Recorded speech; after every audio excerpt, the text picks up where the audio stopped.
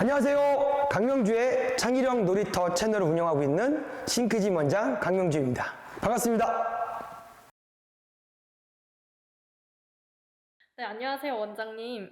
오늘 부모님들이 제일 걱정하고 있는 게 산만한 아이들에 대해서 되게 많이 걱정을 하고 있으세요. 원장님께서 생각하시는 산만한 아이들의 특징은 어떤 것이라고 생각을 하세요? 네, 일단 산만한 아이, 익히들 잘 알고 계시죠? 일단 부산하거나 집중을 못하거나 그로 인해서 학습에 문제가 있거나 교우관계에 문제 있는 친구들을 말을 하는 것 같아요.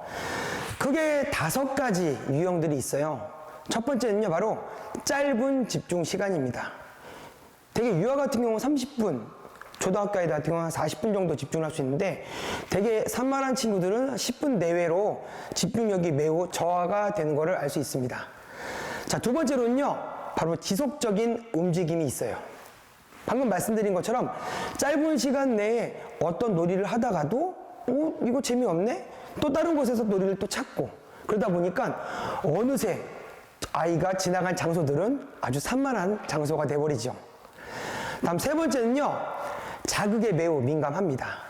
즉 이렇게 청각, 눈으로 보는 시각에서 아이들이 많이 집중을 못하고 쏠리는 증상이 있는데 이런 부분에 대해서 문제가 있고요.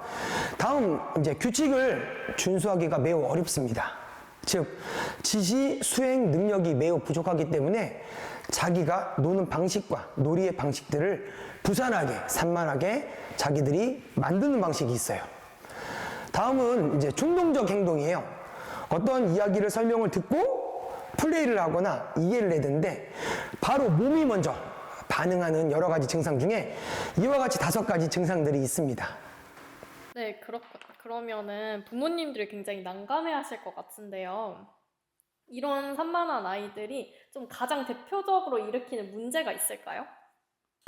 일단 문제가 많죠. 학교에서는 학습이 안 되거나 그 다음에 수업을 방해하거나 이로 인해서 지적을 받아서 아이들이 매우 스트레스 받고요.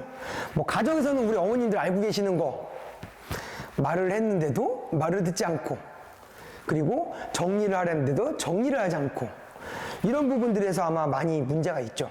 그래서 기관, 학교, 그 다음 집에서 여러 가지에서 아마 문제가 있을 거라 생각이 듭니다. 네, 그러면은 원장님께서는 이런 산만한 아이들을 위해서 좀 어떻게 교육을 하고 계신가요? 네, 저희는 산만한 아이들의 유형과 기질을 좀 파악하는데요. 일단 이 4가지 법칙만 기억하시면 돼요. 첫 번째는요, 바로 흥미입니다. 두 번째로는 집중, 세 번째는 절제, 마지막 4번째는 바로 칭찬이에요. 하나씩 짚고 넘어가면요, 바로 흥미는 너무 단순합니다. 아이에게 어떠한 놀이를 할 때 아이가 좋아하는 놀이가 무엇인지를 파악해야 돼요. 즉 어떤 아이는요, 동물 카드를 보고 너무 좋아하는 친구도 있고요, 어떤 친구는 공룡 카드를 좋아하는 친구가 있고 또 어떤 친구는 뛰는 것만 좋아하는 친구들이 있어요.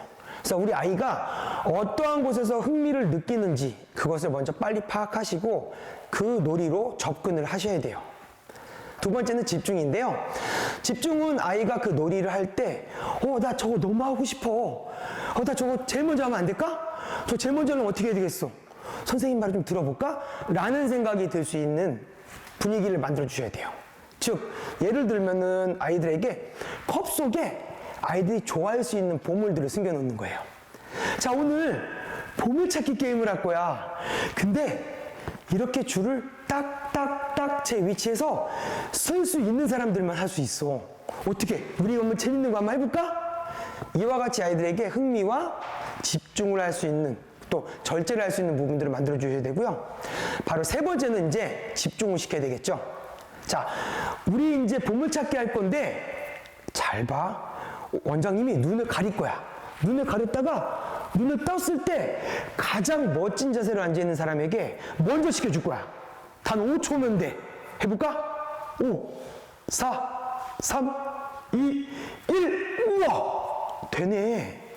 이와 같이 짧은 시간에 아이들이 집중할 수 있는 시간들을 늘려주십니다. 두 번째로는요, 조금 반어법에서 사는 방법도 있어요. 물론 이 반어법은 아까 말씀드린 것처럼 집중이 된 이후에 써야 되는데 또 이런 방법도 있다는 걸 한번 말씀드려 보겠습니다. 거꾸로 말하는 거예요. 아, 오늘 달리기를 뛰는데 여러분들이 못 뛰어야지. 그 보물들을 다 내가 가져갈 수 있어. 제발 못 뛰어야 돼. 아니야. 그냥 움직여. 준비할 때 움직여줬으면 좋겠어. 그러면 출발을 못 하잖아. 그럼 선생님이 5초 뒤에 저걸 가져갈 거야. 이와 같은 방법으로 반어법을 쓰는 방법도 있어요. 자, 그럼 마지막으로 이제 칭찬을 해주는 겁니다. 우와, 어떻게 5초 동안 이렇게 바르게 서 있을 수 있었어? 한번 뛰어볼까? 출발! 그거 뛰고 나서 아이가 어떠한 부분에 대해서 수행을 하겠죠. 그 부분에 대해서 잘 지켰다는 것에 대해서 칭찬해 주는 거예요. 와, 민준이가 이렇게 달리기가 빨랐어? 근데 아까 서 있는 모습을 봤을 땐 오늘은 100점이 아니라 150점인 것 같아. 그래서 이와 같이 아이들이 칭찬을 좀 받을 수 있는 부분들까지 이렇게 만들어 주시고요. 그리고 나서 이렇게 끝나는 게 아니에요. 두 번째부터는요, 흥미있는 수업을 했지만 이제 절제와 집중할 수 있는 부분, 특히 규칙에 대해서 설명을 많이 해주셔야 돼요.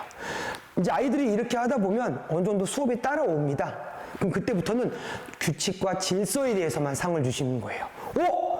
이렇게 빨리 떴는데 이렇게 멋있게 앉아있는 사람 1등인 거야. 그럼 아이들이 이제 포커스가 바뀌어요.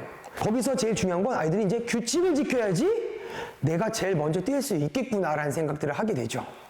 이런 식으로 처음에 흥미있는 수업, 두 번째 절제시킬 수 있는 수업 콘텐츠와 설명, 세 번째는 집중을 시킬 수 있는 5초, 10초 법칙, 그리고 마지막에 놀이를 통해서 수행할 수 있는 칭찬 법칙을 이용하시면 무난하게 수업을 충분히 진행할 수 있습니다.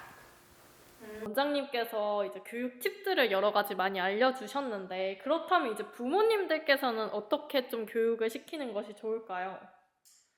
네, 뭐 집은 조금 환경이 달라서 몇 가지를 말씀드리면 첫 번째는요, 일관적인 부모님들의 태도가 필요합니다. 그 첫 번째는 뭐가 있을까요? 식사 시간, 그리고 아침에 기상하는 시간, 양치질하는 시간, 방 정리하는 시간, 이런 시간들을 일관적으로 꼭 해주시는 게 아이에게 집중을 좀 더 할 수 있는 부분으로 아이들에게 교육을 시킬 수 있습니다. 또 두 번째는요, 아이들이 어떠한 산만한 행동에 대해서 너무 스트레스 받지 마세요. 너무 스트레스 받으시면 좋은 교육을 하시다가도 야! 너 또 시작이야? 이렇게 되면 모든 게 다 무너집니다. 그래서 어느 정도 아이의 태도에 대해서 우리 아이가 이런 정도의 산만함이 있고 10개 중에 1개를 잘했을 때도 우리 아들 진짜 멋있어. 충분히 잘할 수 있을 것 같아 라는 마음으로 칭찬과 어느 정도 아이에 대해서 수용을 해주실 수 있어야 됩니다. 자, 그리고요, 아이들에게 신체 활동을 할 수 있는 시간들을 꼭 만들어 주셔야 돼요. 특히 아이들은 신체 활동을 통해서 매우 스트레스를 많이 푸는데 아이들은 사실은 스트레스를 풀 수 있는 환경이 되지 않잖아요. 바깥에서 혼자 노는 시간도 없고, 그리고 친구랑 놀라고 나갔더니 봤더니 친구들은 학원에 가 있고, 그렇기 때문에 어떤 기관을 통해서 아이들이 조금 스트레스를 풀 수 있는 놀이 활동을 할 수 있는 게 매우 중요합니다. 그럼 이제 부모님께서 그렇게 산만한 아이들을 대하면 좋을 것 같다고 이야기해 주셨는데 이제 놀이로 교육을 하시는 원장님께서는 좀 산만한 아이가 부모님과 같이 할 만한 놀이 같은 것들 몇 가지 있을까요? 있습니다. 일단은 뭐 5초, 10초 블럭 쌓기 대회를 하는 거예요. 엄마랑. 그러면 3초, 5초, 10초 쌓기를 하다 보면 아이들이 집중을 하고 자기가 어떤 부분에서 올라갔을 때 성취감을 얻을 수 있기 때문에 이런 놀이가 좋고요. 또한 요런 놀이가 좀 잘 지나갔다면 1부터 5까지 컵에다 숨겨놓으세요. 그 다음에 1을 뽑고 2를 뽑고 3을 뽑고 4를 뽑고 5를 뽑아야지, 순서대로 뽑아야 돼요. 엄마가 이러는데 5가 나왔다. 아이가 뽑았는데 2가 났다. 이러다 보면 아이가 집중도가 높아져서 1부터 5까지 컵을 여는 놀이들이 아이에게 매우 집중력을 높이는 데 도움이 될 수 있습니다. 산만한 아이들은요, 초반에 말씀드린 5가지의 내용을, 특성을 기억하시고요. 그 다음에 놀이를 통해서 아이들이 배울 수 있게 4가지 법칙에 대해서 말씀드렸어요. 그리고 부모님들이 꼭 지켜주셔야 될 3가지 법칙을 하나하나씩 차근차근 해보시면 충분히 우리 아이 집중이 높은 아이로 바꿀 수 있습니다. 자, 영상이 마음에 들고 이해가 되셨다면 구독, 좋아요, 알림 설정 잊지 마세요. 감사합니다.